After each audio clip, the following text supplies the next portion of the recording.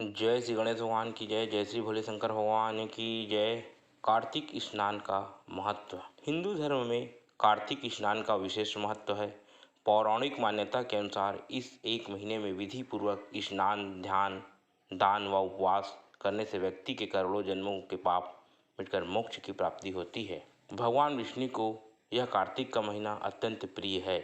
इस माह में लोग पवित्र नदियों में स्नान करते हैं। कहते हैं कि ऐसा करने से इंसान के सारे कष्ट दूर हो जाते हैं और उसके सारे पाप भी धुल जाते हैं और भगवान विष्णु और माँ लक्ष्मी की विशेष कृपा इंसान पर बरसती है, उसे मोक्ष की प्राप्ति होती है। कार्तिक महीने में सूर्योदय से पहले उठकर पवित्र नदी के जल में स्नान करना चाहिए। कार्तिक के पूरे माह ब्रह्म मुहूर्त में पवित्र नदी में स्नान करने का विधान है।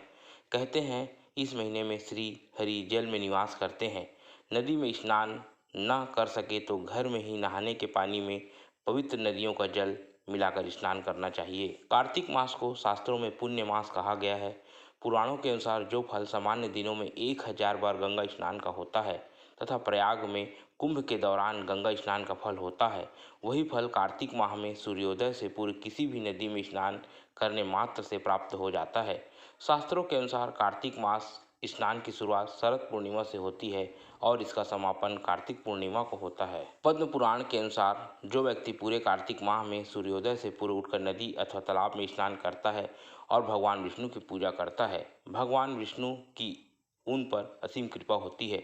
पद्म पुराण के अनुसार जो व्यक्ति कार्तिक मास में नियमित रूप से सूर्योदय से पूर्व स्नान करके धूप दीप सहित भगवान श्री विष्णु की पूजा करते हैं, वह भगवान विष्णु के प्रिय होते हैं। पद्म पुराण की कथा के अनुसार कार्तिक स्नान और पूजा के पुण्य से ही सत्यभामा को भगवान श्री कृष्ण की पत्नी होने का सौभाग्य प्राप्त हुआ। कथा है कि एक बार कार्तिक मास की महिमा जानने के लिए कुमार कार्तिकेय ने भगवान शिव से पूछा कि कार्तिक मास को सबसे पुण्यदायी मास क्यों कहा जाता है। इस पर भगवान शिव ने कहा कि नदियों में जैसे गंगा श्रेष्ठ है, भगवानों में विष्णु, उसी प्रकार मासों में कार्तिक मास श्रेष्ठ है।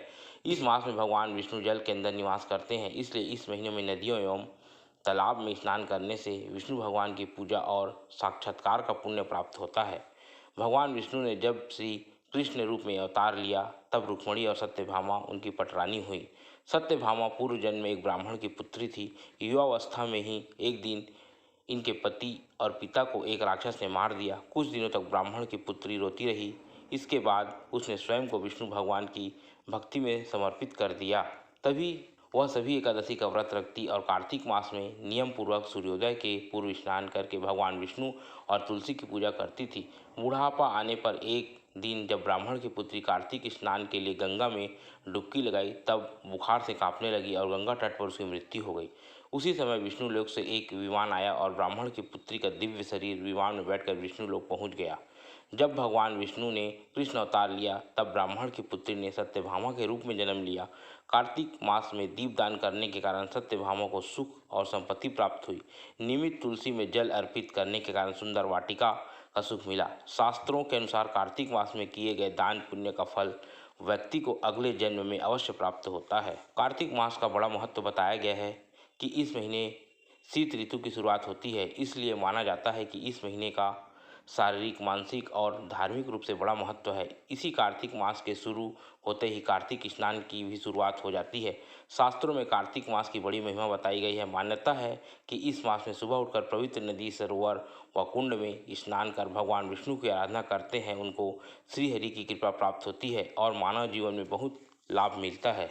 माना जाता है कि जो भक्त सूर्योदय के पूर्व उठकर स्नान करते हैं उनको सुख, समृद्धि और स्वास्थ्य लाभ की प्राप्ति होती है।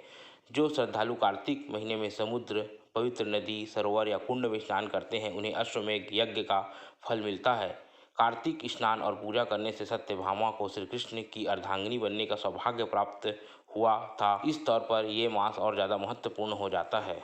इस माह में स्नान, दान और व्रत करने से सभी पाप नष्ट हो जाते हैं और तीर्थ यात्रा के समान शुभ फल की प्राप्ति होती है। प्रयाग कुंभ में संगम स्नान का जो फल मिलता है वही फल कार्तिक महीने में किसी पवित्र नदी के तट में स्नान करने से मिल जाता है।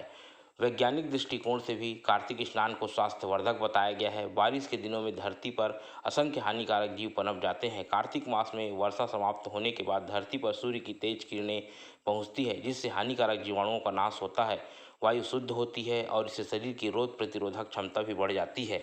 शास्त्रों में बताया गया है कि कार्तिक स्नान और व्रत का संकल्प लेने वाले श्रद्धालुओं को सूर्योदय से पूर्व उठ जाना चाहिए। नित्य कर्म से निवृत्त होकर पवित्र नदी, तालाब या कुंड के जल में प्रवेश करना चाहिए। शरीर का आधा हिस्सा जल में डूबा रहे, इस तरह खड़े होकर स्नान करना चाहिए। कार्तिक स्नान में गृहस्थ को काले तिल और आंवले के चूर्ण को शरीर पर मलकर स्नान करना चाहिए। सन्यासी को तुलसी के पौधे की जड़ में लगी मिट्टी को शरीर में मलकर स्नान करना चाहिए। स्नान के बाद स्वच्छ वस्त्र धारण कर विधि विधान से भगवान विष्णु का पूजन करना चाहिए। इस कार्तिक मास में भगवान विष्णु की कृपा बनी रहती है। जय श्री विष्णु भगवान की जय।